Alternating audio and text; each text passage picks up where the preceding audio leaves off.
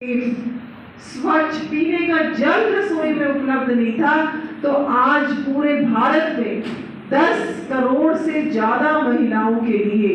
उनकी रसोई में नल हो और नल से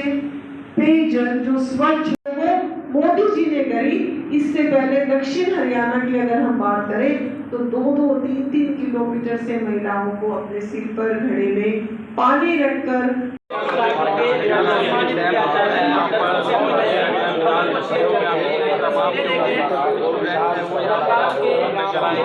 जो है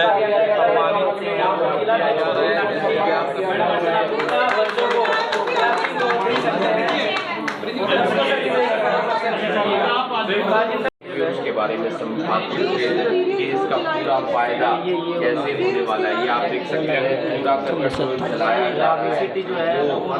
नुकसान वातावरण को एक प्रयास किया जा रहा है।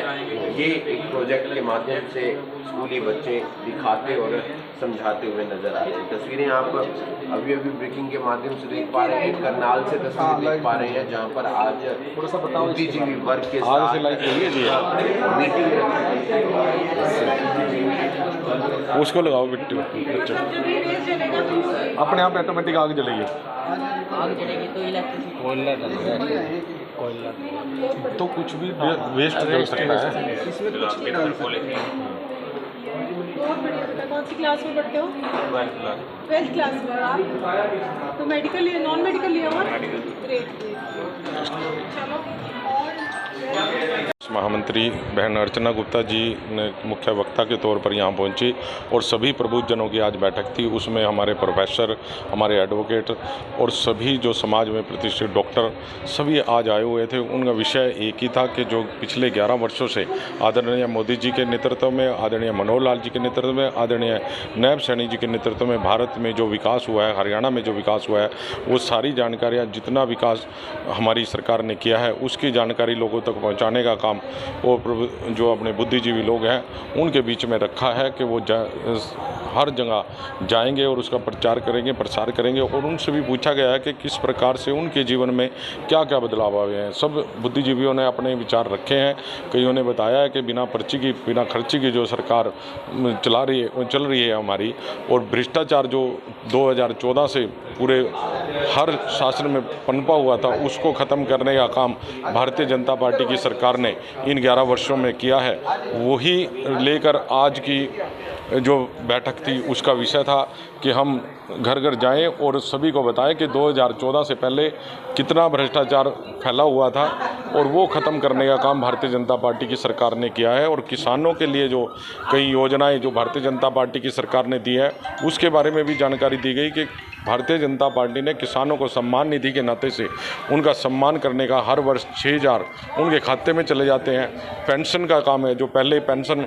कई महीनों तक रुक कर मिलती थी, अब खाते में जाने का काम जो भारतीय जनता पार्टी की सरकार है उसने किया है। इस प्रकार से कई योजनाएं हैं, जैसे हमारे MSP पर हर फसल को खरीदने का आदरणीय मुख्यमंत्री जी का नारा दिया है। वो इस प्रकार की कई योजनाएं हैं जो जन जन तक पहुँचे और हमारे सभी बुद्धिजीवी यहाँ पर पहुँचे थे। उन्होंने अपनी बात भी बीच में रखी। उन्होंने बताया कि किस प्रकार से उनके जीवन में इन योजनाओं से बदलाव हुआ है, वो आज इस बैठक में था। और हमारी बेटियों ने आज इस प्रकार से चंद्रयान को जो यहाँ पर दिखाया है, तो उन्हें भी बधाई दूंगा कि उन्होंने एक ऐसा प्रोजेक्ट हमारी बेटियों ने बनाकर दिखाया है। तो मैं सभी बेटियों को भी इस मौके पर बहुत बधाई देना चाहूँगा। और क्या बदलाव आने वाले हैं? जी, बदलाव आपने देखा होगा पिछले 11 साल से मोदी सरकार और मनोहर लाल सरकार और नायब सैनी सरकार ने जिस प्रकार की योजनाएं ली हैं उससे आम आदमी के जीवन में बदलाव हुआ है। तो वही बदलाव अच्छी तरह से हमारे नागरिकों को, जो समाज की अंतिम पंक्ति में व्यक्ति बैठा हुआ है, उसका जीवन का आधार उदार हो सके, जीवन उनका सुखी हो सके, यही योजना भारतीय जनता पार्टी की रही है। भारतीय राजनीति के अंदर 2014 से एक नए युग का प्रारंभ हुआ, जब माननीय नरेंद्र मोदी जी ने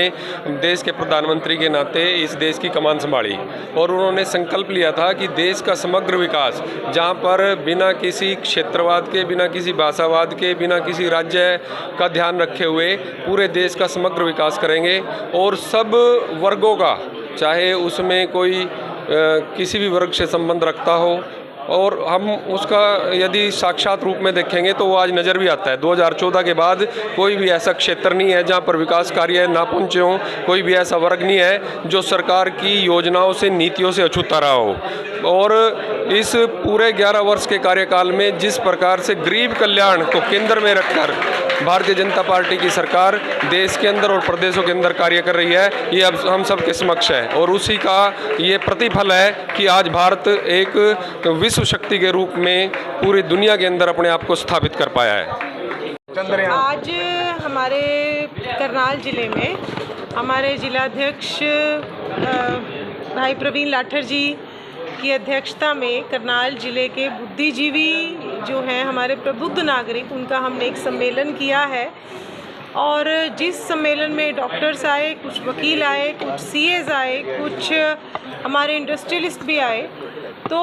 आज का जो हमने सेवा, सुशासन और गरीब कल्याण के 11 वर्ष जो यात्रा मोदी जी ने 2014 से शुरू करी, और 11 वर्षों में उन्होंने किस तरीके से दीनदयाल जी ने जो हमें सिद्धांत दिया, इंटीग्रल ह्यूमैनिज्म, जिसमें मानव, साथ में समष्टि, समाज, सृष्टि यानी कि पृथ्वी और परमेष्टि, सभी का कल्याण हो, सभी का विकास हो, और मानव अकेला नहीं, मानव के शरीर के साथ उसके मन का, बुद्धि का और आध्यात्मिक शक्ति का, आत्मा, सभी एक कंप्लीट डेवलपमेंट हो। उन सब विषयों को लेकर मोदी जी ने हर एक विषय पर काम किया। आज भारत विश्व गुरु बनने की तरफ अग्रसर है। 2047 में जिस तरीके से मोदी जी ने कल्पना करी है कि हम विकासशील देश नहीं रहेंगे, हम विकसित देशों की श्रेणी में आएंगे, उस तरीके से हम हर एक कदम उस तरफ लेकर जा रहे हैं। और जो एक 4 स्तंभ जाति पाति से उठकर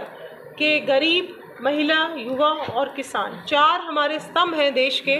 और इन चारों स्तंभों का किस तरीके से कल्याण हो, कैसे समग्र विकास हो, उसके लिए मोदी जी 24/7 प्रयत्नशील हैं। लगातार नई नई योजनाओं के साथ इन सब का विकास हो रहा है। 25 करोड़ से ज़्यादा लोग भारत में आज गरीबी रेखा से ऊपर उठ चुके हैं। आज हमारा युवा नौकरी मांगने वाले की बजाय skill India, stand up India, Kaushal Vikas Yojana के माध्यम से एंड साथ ही साथ नई शिक्षा नीति के माध्यम से वो अपने पैरों पर खड़ा होकर किस तरीके से नौकरी देने वाला बने, ना कि नौकरी मांगने वाला बने, ऐसा एक प्रयत्न लगातार भारत में चल रहा है। और हम इसमें आज 1.5 लाख से ज़्यादा पूरे भारत में स्टार्टअप हमारे बन चुके हैं। और उसी तरीके से अगर हम किसानों की बात करें, कांग्रेस की सरकार थी, जब एमएसपी बढ़ाने की बात आती थी तो कभी 2 रुपये, कभी 10 रुपये एमएसपी बढ़ाकर हमारे भोले भाले अन्नदाताओं को ऐसे ही बहला फुसला दिया जाता था। लेकिन आज किसानों को अपनी लागत का 1.5 गुना मिले, इसकी चिंता मोदी जी ने करी है। और हरियाणा में हमारे मुख्यमंत्री जी ने तो 24 फसलों पर जो भी हमारा एमएसपी दी है, और जो भी उन्होंने एक और भी बात कही है कि जो भी हरियाणा का अन्नदाता बोएगा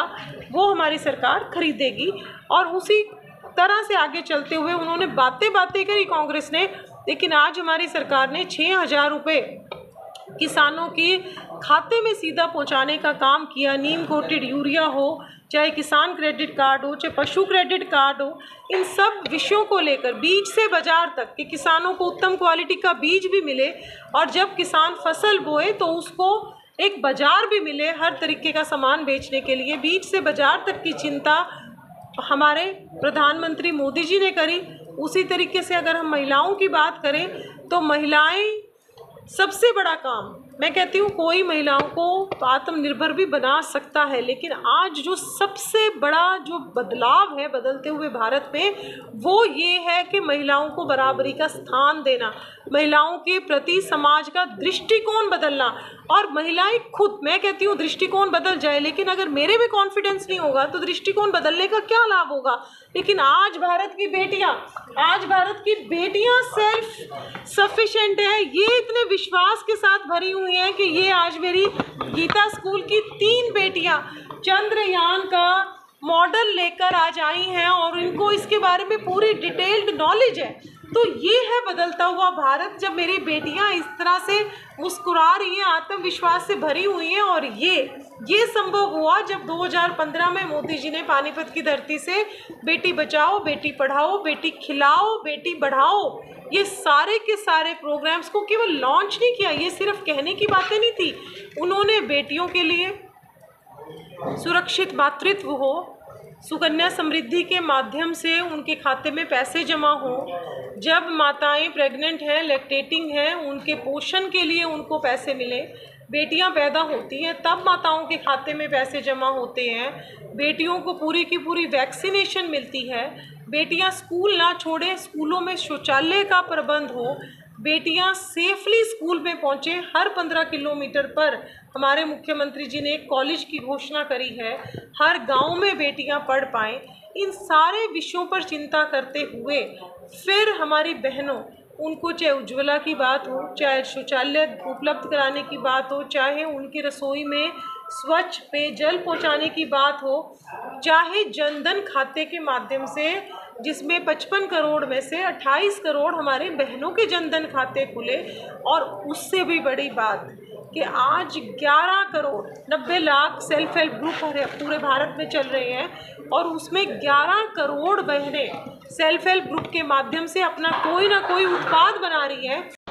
11 साल जो हमारे आदरणीय मोदी साहब जी ने जो जन योजना के तहत योजना चलाई है जनहित की, उसके बारे में चर्चा हुई और ये योजना जन जन तक पहुंचाई जाए, उसके विषय में कार्यकर्ताओं को बुलाकर उनकी मीटिंग लगाने का काम कर रहे हैं कि इसमें जैसे किसानों के हित के लिए जो कार्य किए, उनको MSP दिया, मंडियों की सुविधाएं बढ़ाई और जो किसानों को जो पैसा था उनके सीधा खाते में देने का जो काम किया और कई सारी फसलों पर जो MSP बढ़ाई है। तो इस तरह की जो योजनाएं केंद्र सरकार ने की, राज्य सरकार ने की, उस पे महिलाओं के ऊपर जैसे महिलाओं को सशक्तिकरण करने के लिए उनको जैसे गरीब महिलाओं को सिलेंडर देने की योजना थी और गरीब महिलाओं को रोज़गार देने की जो बात थी, उनको सरकार की तरफ से, केंद्र सरकार की तरफ से जो काम करने के लिए केंद्र सरकार ने जो एक फैसिलिटी दी थी लोन की बिना ब्याज के, ऐसे कई महिलाओं के लिए जो नए काम किए हैं सरकार ने, केंद्र सरकार ने, उनका सशक्तिकरण के लिए 50% पंचायतों में भागीदारी दी है और हर फील्ड में उनकी भागीदारी बढ़े, उसके लिए जितने कार्यक्रम थे वो समझाए गए। गरीब के लिए उसके रोज़गार की जो बात थी, बिना खर्ची पर्ची के जो सरकार प्रतिबंध थी वो काम किया। गरीबों को आर्थिक रूप से जो उनको मजबूत करने के लिए, किसानों को भी मजबूत करने के लिए, चाहे वो पशुपालन करते हैं, डेयरी फार्म करते हैं, उनको सब्सिडी के रूप में जो पैसे देने की बात, ऐसी बहुत सी योजनाएं हैं। देश की सुरक्षा की बात, आज देश बड़ा, आपने देखा कि देश कितना पावरफुल हो चुका है हमारा देश। जो पहले हथियार हम बाहर से मंगवाते थे, आज हमारे देश में बनते हैं और हम दूसरे देशों को बेचते हैं। तो ब्रह्मास्त्र जैसे ये परमाणु बनाया, उसका आपने देखा भी है कि किस तरह से जो सिंदूर एक पाकिस्तान के खिलाफ जो कार्रवाई की सिंदूर मिशन के तहत, उसमें भारत ने किस प्रकार से अपनी शक्ति का जो प्रमाण दिया है पूरे विश्व में, ये भी अपने में एक बहुत बड़ी बात है। आज देश जिस प्रकार से तरक्की कर रहा है पूरे विश्व में, पहले हमारा भारत देश 11वें स्थान पर था आर्थिक रूप से, आज 4थे स्थान पर है और प्रधानमंत्री नरेंद्र मोदी जी की एक सोच है कि ये जल्द से जल्द देश 3रे नंबर पे आए और धीरे धीरे पहले स्थान पर आए, ताकि हमारा देश पूरे विश्व में तरक्की कर सके और पूरे विश्व में हमारे भारतवर्ष का नाम इस बारे में।